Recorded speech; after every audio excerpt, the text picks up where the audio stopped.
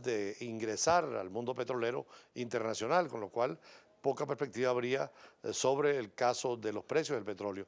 Por eso hablamos con José Méndez, especialista en esta materia. ¿Qué pasa con los precios del petróleo después del acuerdo de Irán? Y después conversamos sobre el propio acuerdo. Bueno, le quiero decir algo.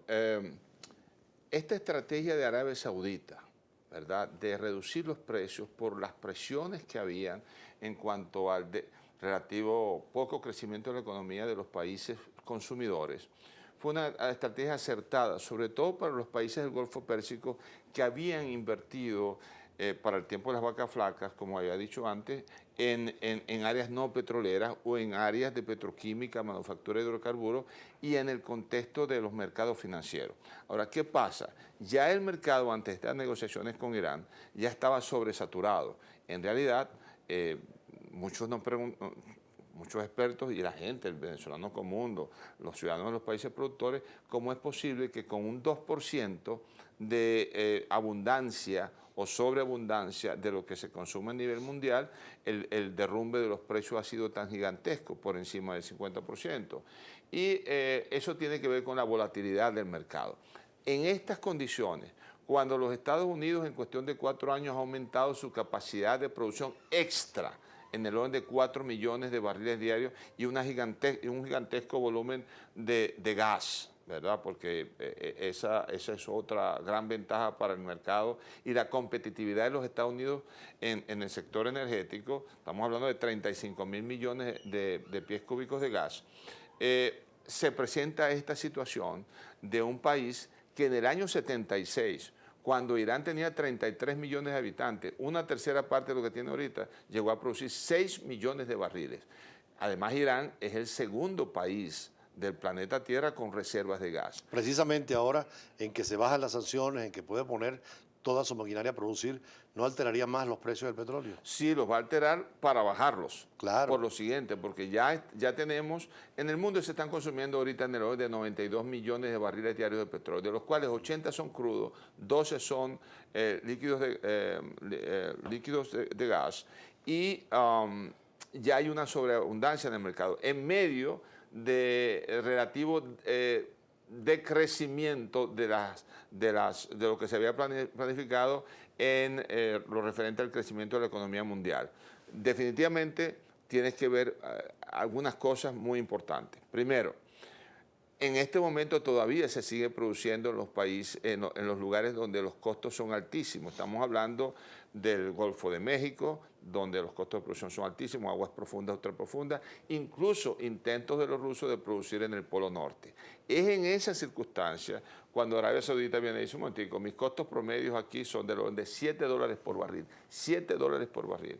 Y los costos promedios en algunas zonas de Texas y Dakota de los Estados Unidos son relativamente más bajos, suficientemente bajos para competir a precios que podrían llegar hasta los $20. Estamos hablando de eso. Venezuela, el costo de producción. El costo de producción promedio de Venezuela, hablamos de costo financiero, porque nuestro grupo COENER, conformado por más de 240 expertos, hemos trabajado esa materia y algunos argumentos, un momentico, no es el costo de la industria, es el costo que se ha sobrecargado, cual se ha sobrecargado sobre la industria, que incluye toda una cantidad de actividades no medulares, no petroleras, que se deben incrementar. Incluso el hecho de que existen cientos de miles de lo que nosotros llamamos vagos que están recibiendo de la industria petrolera y que se añaden o se deberían añadir en una evaluación rigurosa de los costos. Los costos normales financieros están en el orden de $12. Los costos totales en el contexto de toda la macroeconomía, que incluye todas esas actividades que no se están manejando con transparencia y que no permiten y no ha permitido, ¿verdad? Incluso con las acusaciones últimas que hay contra la industria petrolera, que no seamos tan competitivos. Ahora, Estados Unidos también sufriría entonces con sobre todo las nuevas actividades petroleras, con estos costos tan bajos, porque la nueva producción de Estados Unidos es costosa, ¿no? Sí, bueno, le repito, todo lo referente a crudos no convencionales, estamos hablando de lutitas gasíferas y petrolíferas, todavía al orden de 40, 50, todavía. Pero va a llegar un momento en los próximos meses en donde Irán, que está totalmente con una industria destartalada, con una industria seca y con impactos macroeconómicos y sectoriales de pobreza, Mira, mis mejores profesores, incluso cuando yo estudié en Berlín y en los Estados Unidos, fueron iraníes, fueron pateados fuera de Irán. Entonces, lo más importante de Irán, que son sus recursos humanos, no están tan disponibles, pero además las tecnologías y las inversiones en la industria en todas sus áreas, exploración, producción, refinación, comercialización, no es overnight, o sea, no sobre la noche. Pero ahora sin sanciones, con un mercado abierto, van a motivar toda esa producción. Claro, yo quiero ir al fondo del asunto. Por lo siguiente, yo en una de las entrevistas te dije, si el Ahmadinejad, por ejemplo, hubiera querido resolver el problema de fondo, ¿verdad?, se hubiese resuelto sencillamente. Yo he estado, como tú sabes, en algunos de las presentaciones de los reportes anuales de la Organización Internacional de Energía Atómica, y yo invito a los que están oyendo, métase en el web, los que hablan inglés, ¿verdad?, y los que no buscan traducción, de la Organización International Atomic Energy Agency.org, o búsquela, ¿verdad? Y ahí usted ve todo el ciclo de negociaciones con Irán, que definitivamente muestran varias cosas. Una. Bueno, ese es otro tema.